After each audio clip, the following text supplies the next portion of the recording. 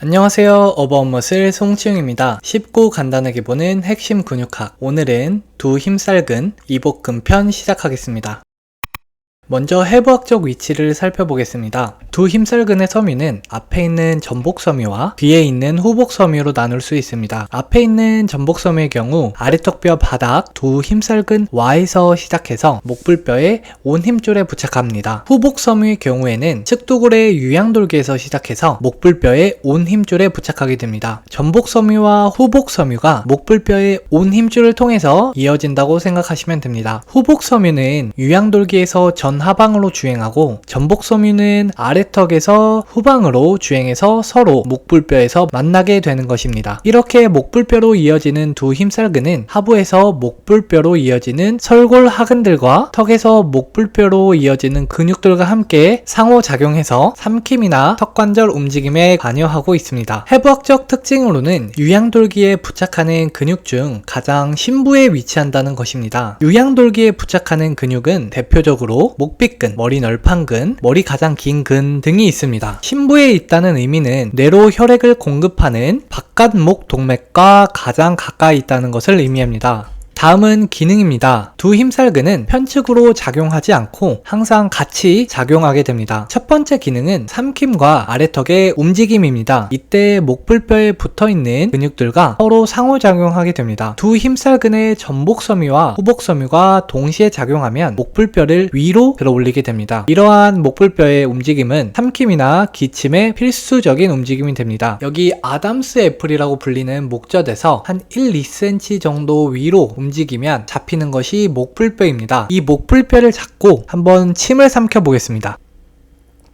그러면 위로 움직이는 것이 느껴질 겁니다. 이때 작용하는 근육이 두 힘살근입니다. 두 번째 기능은 아래턱의 하강입니다. 이러한 움직임은 턱 벌림이라는 동작으로 나타납니다. 이때 주로 작용하는 섬유는 두 힘살근의 후복섬유입니다. 그러나 이 두 힘살근의 입 벌림을 할 때 처음부터 끝까지 작용하는 것은 아니고 처음 동작에서 이 앞전에 소개드렸던 바깥날개근에 의해서 이 아래턱뼈가 앞으로 돌출되고 입 벌림이 중반부터 입이 벌어질수록 턱이 뒤로 살짝 당겨지게 되는데 이때 작용하는 근육이 두 힘살근의 후복섬유입니다. 또한 이때 설골하근인 갑상설골근, 견갑설골근, 흉골설골근들이 목불뼈를 움직이지 않게 잘 고정해 주어야 합니다. 그렇지 않다면 삼킴에서와 같이 목불뼈를 위로 끌어 당길 수 있습니다. 다음은 신경지배입니다. 두 힘살근은 앞서 나왔던 턱관절 근육과 마찬가지로 저작 운동에 관련된 근육입니다. 때문에 3차 신경에 의해 지배받게 됩니다. 그러나 모든 섬유가 3차 신경에 의해 지배되는 건 아니고 특이하게도 전복섬유는 3차 신경, 후복섬유는 얼굴 신경에 의해 지배됩니다. 다음은 영양분을 공급해주는 혈관 분포입니다. 신경 지배와 마찬가지로 혈관 분포 또한 앞섬유와 뒷섬유가 서로 다른 혈관에 의해 공급을 받지만 두 혈관 모두 바깥 목동맥에서 나오는 분지라는 공통점이 있습니다. 후복섬유는 바깥목 동맥에서 나와서 귀 뒤바퀴 동맥에 의해서 혈액 공급을 받고 있습니다. 전복섬유의 경우에는 마찬가지로 바깥목 동맥에서 나오는 얼굴 동맥에 의해 영양 공급을 받고 있습니다. 여기 두껍게 올라가는 동맥이 바깥목 동맥이고 두 힘살근의 후복섬유를 지나기 전에 분지를 치는 것이 두 가지 있습니다. 혀 동맥과 얼굴 동맥의 분지인데요. 두 힘살근의 전복섬유는 이 얼굴 동맥에 의해서 영양 공급을 받게 됩니다. 다음은 연관통 및 증상입니다. 이 두 힘살근의 연관통은 앞섬유와 뒷섬유의 양상이 뚜렷하게 나뉩니다. 먼저 후복섬유의 통증 유발점이 활성화되면 목빗근 상부로부터의 통증을 유발합니다. 목빗근의 상부는 이 유양돌기 부분을 의미합니다. 두 번째는 목구멍, 턱의 아랫부분, 후두부에도 통증을 방사합니다. 하지만 이 증상은 흔하지 않은 통증 양상입니다. 세 번째는 목빗근의 통증 양상입니다. 이마, 관자, 안구 주위, 귀, 측두하악 관절, 뺨 등으로 통증을 나타내고 이 경우에는 목빗근의 통증 유발점이 해결되어도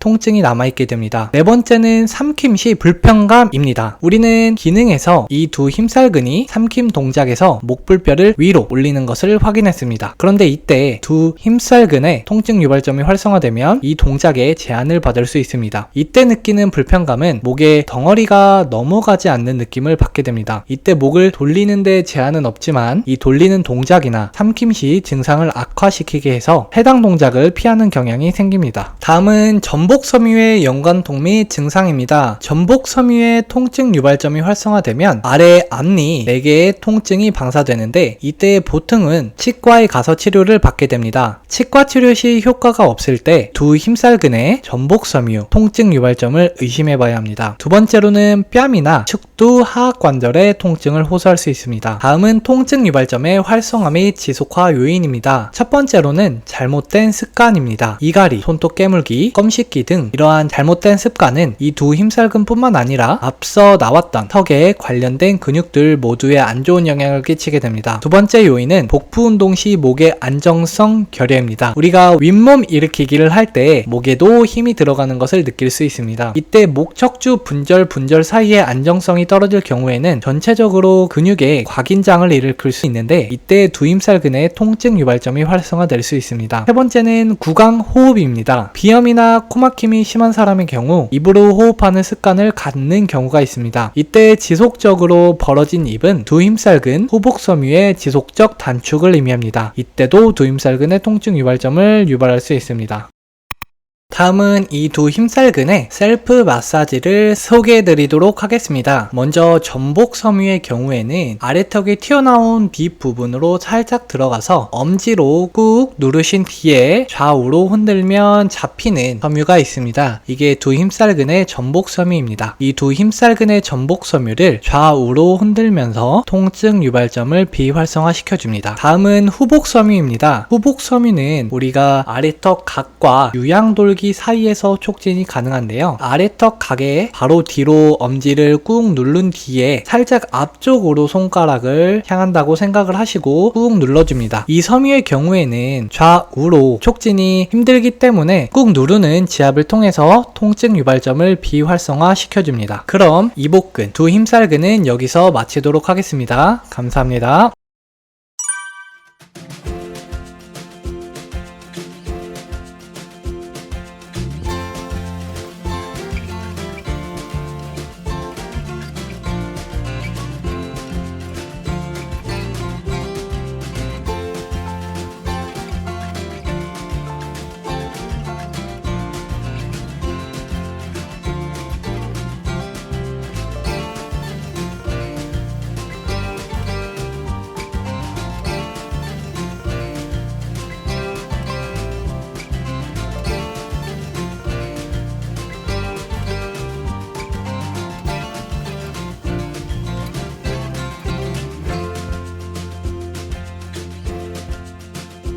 오늘도 시청해주셔서 감사합니다. 구독과 좋아요는 더 나은 해부학 콘텐츠를 제작하는 데 큰 힘이 됩니다.